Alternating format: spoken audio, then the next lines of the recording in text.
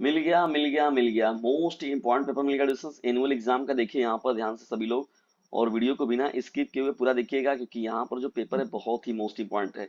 Annual examination को यदि आप देने वाले हैं, कक्षा 9 के विद्यार्थी हैं, 2023-24 में बैठने वाले हैं, फिजिकल एजुकेशन को लेकर परेशान है, तो ये पेपर आपके लिए है, क्लास 9th का।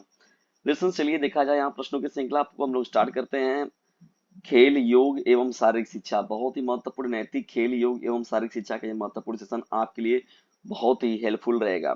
पहला देखिए प्रश्न क्या है, प्रारंभिक व्यायाम के अंतर्गत क्या आते हैं। देखिए प्रारंभिक व्यायाम के अंतर्गत देखा जाए तो मुक्त हस्त व्यायाम हो गया, कवायद हो गया, मार्चिंग हो गया, और ये सभी कवायद भी हो गया, मार्चिंग भी हो गया, मुक्त हस्त व्यायाम, ये सभी कितने उपयुक्त, सभी जो ऑप्शन होगा आपका क्या होगा, करेक्ट हो जाएगा।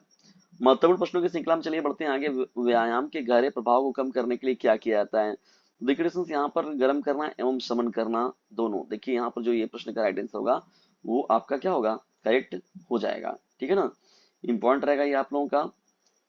खेल के अधिक शक्ति के सिद्धांत के प्रतिपादक कौन है, ठीक है दोस्तों, बताइए कौन है।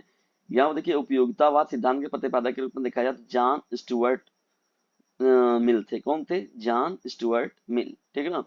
वानसीलर देखिए यहाँ पर हो जाएगा। चलिए आगे बढ़ते हैं हम लोग, यहाँ पर हो जाए 31वें ओलंपिक खेल कहाँ पर संपन्न हुआ था दोस्तों। देखिए यहाँ पर 31वां खेल, जान भी जानते हैं, शिक्षा जगत से संबंधित है ये व्यक्ति है ना, दार्शनिक रूप में अरस्तु जी का, टीपी नन, वानसिलर।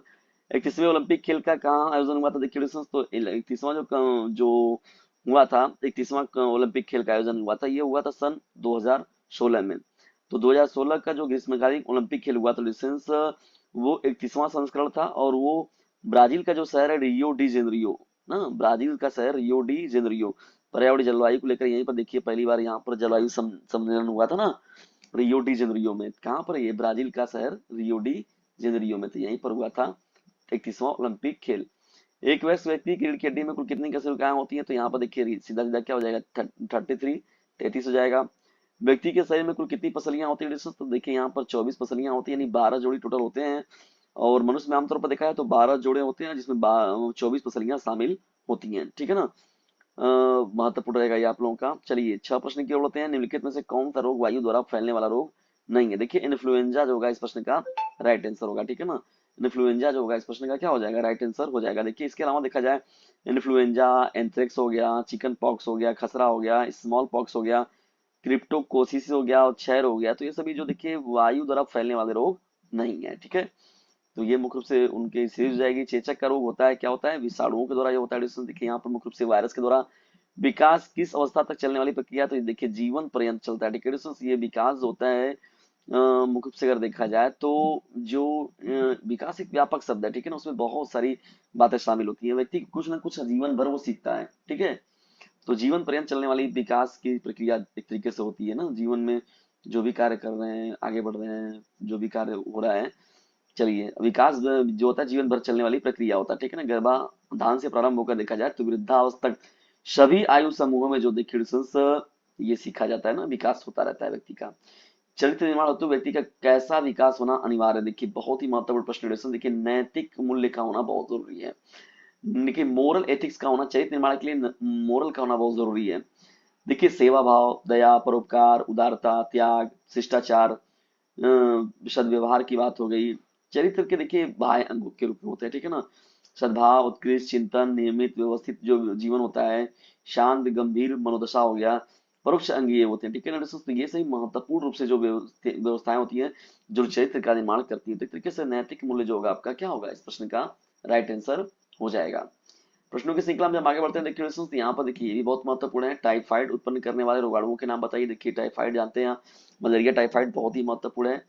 प्रारंभिक व्यायाम के 2 लाभ बताइए। देखिए दोस्तों, तो प्रारंभिक व्यायाम से देखिए यहाँ पर शरीर फुर्तीला की बात होता है, और जो एनर्जी ऊर्जावान रहता है शरीर, ठीक है ना, फुर्तीलापन ऊर्जावान रहता है, और लेजी सुस्तपना नहीं आता है। स्वास्थ्य किसे कहते हैं, ठीक है दोस्तों, व्यक्ति को शारीरिक और मानसिक रूप से किसी भी कार्य के लिए सक्षम दक्ष के रूप में होना, और प्रसन्नचित रहना, एक तरीके से जो होता है वो स्वास्थ्य का ही वो होता है। नहीं, स्वास्थ्य के दृष्टिकोण से ही हम लोग उसको देखते हैं, ठीक है ना, शारीरिक और मानसिक रूप से प्रबल होना, ठीक है।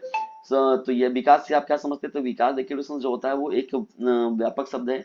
कोई ऐसा नहीं है कि व्यक्ति के केवल इस कार्य से या उस कार्य से संबंधित है, बल्कि ये व्यापक एक इसकी दृष्टिकोण बहुत बड़ा है, ठीक है।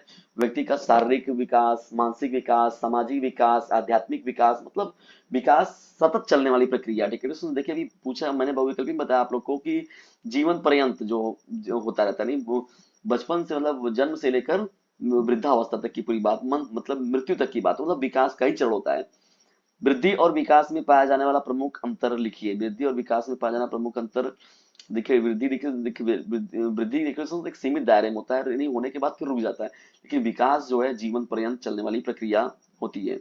शारीरिक शिक्षा की परिभाषा बताइए। देखिए तो शिक्षा तो समझ ही रहे हैं इसको आप लोग, ये इस पर तो अच्छे तरीके से आप लोग बहुत ही बेहतर तरीके से लिख देंगे इस पर आप।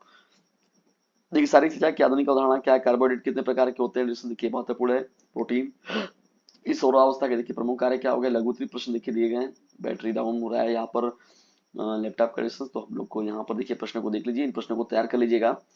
बहुत ही इंपॉर्टेंट सभी प्रश्न है और निश्चित तौर पर पूछे जाने वाले प्रश्न है। लघुत्तरी में भी देखिए इन प्रश्नों को देख लीजिए, रेजिस्टेंस बहुत ही महत्वपूर्ण है। तो ये रहा आप सभी लोगों के लिए मोस्ट इंपॉर्टेंट प्रश्नों की श्रृंखला। ये महत्वपूर्ण प्रश्नों की श्रृंखला आप लोग कैसी लगी कमेंट बॉक्स में जरूर बताइएगा, और यदि वीडियो थोड़ा सा भी हेल्पफुल लगाओ तो इसे अपने क्लासमेट पर शेयर जरूर कीजिएगा।